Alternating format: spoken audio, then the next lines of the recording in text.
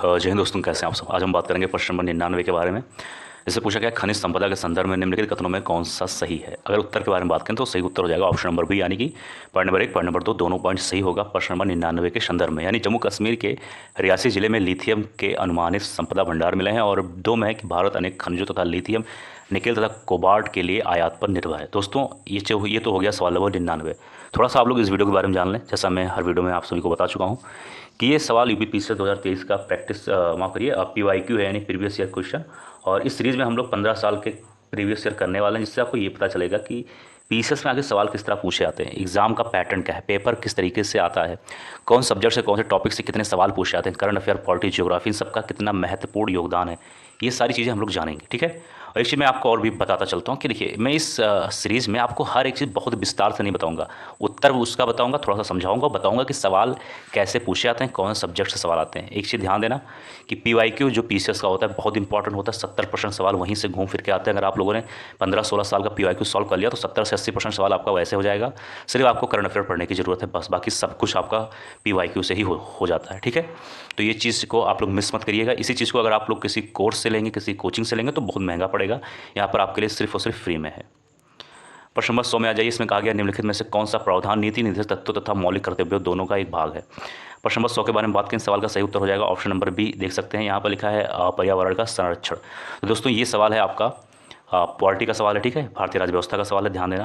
अब इसके बारे में थोड़ा सा हम लोग विस्तार से बात कर लेते हैं कि पर्यावरण का संरक्षण करना नीति निर्देशों तत्वों अनुच्छेद 48 का तथा मौलिक कर्तव्यों दोनों का भाग है। समान नागरिक संहिता अनुच्छेद 44 तथा उद्योगों के प्रबंध में कर्मकारों का भाग लेना अनुच्छेद 43 का केवल नीति निर्देशक तत्वों का भाग है। तो फिलहाल आप लोग इतना कुछ आप सभी को मालूम होना चाहिए। ठीक है। प्रश्न नंबर 101 इसमें कहा गया निम्नलिखित में से कौन सी आर्थिक क्रिया नहीं है। ठीक है, ये पूछा गया है। अब एक चीज़ ध्यान देना, यहाँ पर एक चीज़ ध्यान देना। प्रश्न नंबर 101 के ऑप्शन नंबर ए में यहाँ पर लिखा हुआ है आप सभी के सामने आदर्श। तो आदर्श के जगह पर आप लोग डाल दीजिएगा स्वैच्छिक। ठीक है, तो यहाँ हो जाएगा स्वैच्छिक समाज सेवा। तो प्रश्न नंबर 1 के बारे में बात करें तो इस सवाल का सही उत्तर हो जाएगा ऑप्शन नंबर ए, यानी कि स्वैच्छिक समाज सेवा। ठीक है, क्यों ऐसा आइए जानते हैं। स्वैच्छिक समाज सेवा आर्थिक क्रिया नहीं, क्योंकि इसमें धन का लेन देन शामिल नहीं है। ठीक है।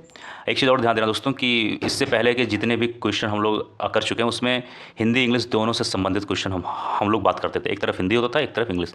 लेकिन कुछ जल्दबाजी के कारण 3 से 4 वीडियोज़ ऐसे आएंगे जहाँ पर इंग्लिश नहीं होंगे। उसके बाद में जितने भी वीडियोज़ आएंगे आप सभी के सामने वो सब इंग्लिश हिंदी दोनों साथ साथ होंगे।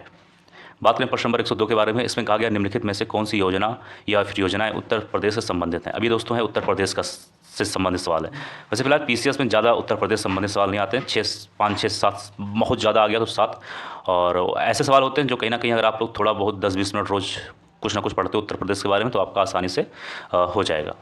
102 के बारे में बात करें, सवाल का सही उत्तर हो जाएगा ऑप्शन नंबर एक मुझे जाइए, ऑप्शन नंबर हो जाएगा बी, यानी कि केवल 1 पॉइंट। यानी हम बात करें तो प्रश्न नंबर 102 का सही उत्तर हो जाएगा पॉइंट नंबर 1, यानी अनूठी उपहार योजना जो है ये उत्तर प्रदेश से संबंधित है। प्रश्न नंबर 103 पे आ जाइए। इसमें कहा गया निम्नलिखित में से कौन हड़प्पा संस्कृति के पूर्वी सीमांत का निर्धारण करता है। अब बात करें प्रश्न नंबर 103 के बारे में तो इस सवाल का सही उत्तर हो जाएगा ऑप्शन नंबर सी, यानी कि आलमगीरपुर। अब ये एंशिएंट हिस्ट्री का सवाल है, इसलिए ध्यान देना। तो हड़प्पा संस्कृति के पूर्वी सीमांत का निर्धारण आलमगीरपुर द्वारा किया जाता है। यह उत्तर प्रदेश के मेरठ जनपद में स्थित है।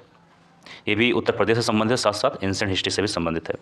प्रश्न नंबर 104 पे आ जाइए। इसमें कहा गया है कि बायोलॉजिकल ऑक्सीजन डिमांड यानी बीओडी किसके लिए एक मानक मानदंड है। अब देखिए दोस्तों ये सवाल है इन्वायरमेंट से संबंधित। इस सवाल का सही उत्तर हो जाएगा ऑप्शन नंबर ए, यानी कि जलीय पारिस्थितिक तंत्र में प्रदूषण की जाँच के लिए, यानी कि जो पानी में कितना प्रदूषण है, किस लेवल का प्रदूषण है, इस चीज़ को मतलब मापने के लिए ये चीज़ देखा जाता है। प्रश्न नंबर 105 है। इसमें कहा गया रेगिस्तान में आवास करने वाले जानवर कहलाते हैं। ये ज्योग्राफी का सवाल है। इस सवाल का सही उत्तर हो जाएगा ऑप्शन नंबर ए, यानी कि मरुद्भिद जानवर इसको हम लोग कहते हैं। प्रश्न नंबर 106 में आ जाइए। यहाँ पर देखिए 2 सूची दिया गया। एक सूची में दिया गया है नदियों के नाम, जैसे देख सकते हैं यमुना, कृष्णा, गोदावरी, महानदी। और सूची नंबर 2 में दिया गया है उद्गम स्थल। तो बताना है कौन से नदी का कौन सा उद्गम स्थल है। तो आइए हम लोग यहाँ पर पहले जान लेते हैं। ए में है यमुना, तो इसका उद्गम स्थल हो जाएगा यमुनोत्री। बी में है कृष्णा, तो इसका हो जाएगा महाबलेश्वर। सी में है गोदावरी, तो इसका हो जाएगा नासिक। और महानदी का हो जाएगा शिहावा। ठीक है, ये चीज़ ध्यान देना। अब वही चीज़ सेम चीज़ यहाँ पर है, तो इसको आप लोग मिलान कर सकते थे। अब जैसे यहाँ पर लिखा है सिहावा, तो अभी हम लोगों ने बात किया सिहावा का हो जाएगा महानदी, नासिक का हो जाएगा गोदावरी, महाबलेश्वर का हो जाएगा कृष्णा और यमुनोत्री का हो जाएगा यमुना। ठीक है। प्रश्न नंबर 107 में आ जाइए। यहाँ पर कहा गया है कि एक तरफ दिया गया है दर्रा के नाम, एक तरफ दिया गया है राज्य या फिर केंद्र शासित प्रदेश। ठीक है, यहाँ पर इसको ठीक कर लीजिएगा, ये हो जाएगा दर्रा। ठीक है, अब इसमें कहा गया कौन सा सही सुमेलित है। उत्तर के बारे में बात करें, सही उत्तर हो जाएगा ऑप्शन नंबर बी, यानी नीति दर्रा उत्तराखंड में ही स्थित है। तो ये तो सही हो जाएगा, बाकी हो जाएगा गलत, ये भी गलत, ये भी गलत, ये भी गलत। अच्छा, ये अगर गलत हो जाएगा तो फिर सही क्या होगा। यहाँ पर लिखा है माना, तो माना दर्रा हिमाचल प्रदेश में ना होकर ये उत्तराखंड में ही स्थित है। यहाँ पर लिखा हुआ है दीफू, तो दीफू जो दर्रा है ये लद्दाख में ना होकर अरुणाचल प्रदेश में है। और यहाँ पर लिखा है आघिल, तो आघिल दर्रा अरुणाचल प्रदेश में ना होकर ये लद्दाख में स्थित है। तो ये चीज़ ध्यान देना।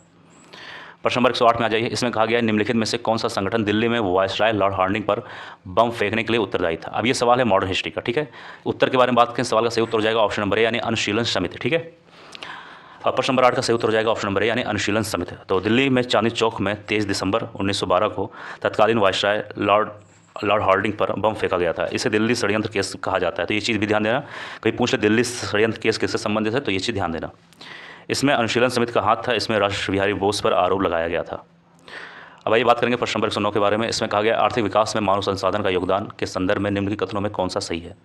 अभी दोस्तों देखिए, ये ज्योग्राफी का भी सवाल है, कहीं ना कहीं थोड़ा सा इकोनॉमिक का भी सवाल है। तो इसमें आप इसको जिस तरीके से लेना चाहें उसको आप अपने तरीके से इस सवाल को ले सकते हैं, लेकिन फिलहाल इस सवाल को ज्योग्राफी में भी आप ज़्यादा लें तो ज़्यादा सही है। फिलहाल आइए बात करें प्रश्न नंबर 109 के बारे में। अब 9 के बारे में बात करें दोस्तों, तो इस सवाल का देखिए सही उत्तर हो जाएगा ऑप्शन नंबर डी, यानी कि 1 और 2 दोनों पॉइंट सही। यानी हम बात करें तो आर्थिक विकास में मानव संसाधन का योगदान के संदर्भ में अगर हम बात करें तो पॉइंट नंबर 1 पॉइंट नंबर 2, यानी कि आर्थिक विकास का जनसंख्या वृद्धि पर प्रभाव, और पॉइंट नंबर 2 में जनसंख्या वृद्धि का आर्थिक विकास पर प्रभाव। देखिए ये दोनों पॉइंट सही हो जाएगा आर्थिक विकास में मानव संसाधन का योगदान के संदर्भ में। ठीक है, तो ये चीज़ ध्यान देना, काफ़ी अच्छा सा सवाल था। तो आर्थिक विकास का प्रभाव जनसंख्या वृद्धि पर पड़ता है, साथ ही जनसंख्या वृद्धि का प्रभाव आर्थिक विकास पर भी पड़ता है। तो ये बात सही है, काफ़ी आसान था, इसमें ज़्यादा कुछ दिमाग लगाने की जरूरत नहीं था। प्रश्न नंबर 110 में आ जाइए। इसमें देखिए 2 सूची दिया गया है, एक सूची में दिया गया है कुछ सतत विकास लक्ष्य, ठीक है, और दूसरी सूची में दिया गया संबंधित। अब ये इसलिए इंपॉर्टेंट हो जाता है क्योंकि ऐसे सवाल यूपीपीसीएस और यूपीएससी में अक्सर पूछे जाते हैं और इंडिविजुअल पूछे जाते हैं। जैसे अभी मैं आप सभी को उत्तर बता रहा हूँ। पहले में लिखा है SDG 10, तो इसका संबंध हो जाएगा असमानताओं में कमी। तो एक चीज़ ध्यान देना, यहाँ लिखा है असफलताओं लिखा है, तो इसको असफलताओं की जगह असमानताओं कर लेना। तो SDG 10 का संबंध है असमानताओं में कमी, यानी इसका इससे ये संबंधित है, ये इसका लक्ष्य है। SDG 13 है, इसका संबंध हो जाएगा जलवायु क्रिया।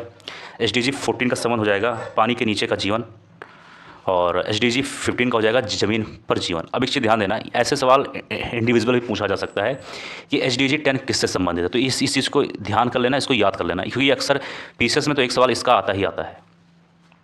111 में जाइए। इसमें कहा गया निम्नलिखित में से कौन सा युग्म सही सुमेलित है। युग्म पूछा गया है, एक तरफ दिया गया है दर्शन के नाम, दूसरी तरफ दिया गया है प्रचारक के नाम। तो बताना है कौन सा सही होगा। उत्तर के बारे में बात करें, सही उत्तर हो जाएगा ऑप्शन नंबर बी, यानी न्याय दर्शन का संबंध हो जाएगा गौतम से, जबकि A, C और D हो जाएगा गलत। ऐसा क्यों मैं बोल रहा हूँ, आइए देखते हैं। पहले लिखा है पतंजलि। अब जाहिर सी बात है, काफ़ी आसान सा सवाल है कि पतंजलि का जो संबंध होगा वो योग दर्शन से होगा, ना कि वैश्विकता से होगा। ठीक है, तो इस चीज़ ध्यान देना। फिर C में आता है मीमांसा। तो मीमांसा का संबंध कनस से ना होकर मीमांसा का संबंध होना चाहिए था जैमिनी से, तो यहाँ पर भी गलत हो जाएगा।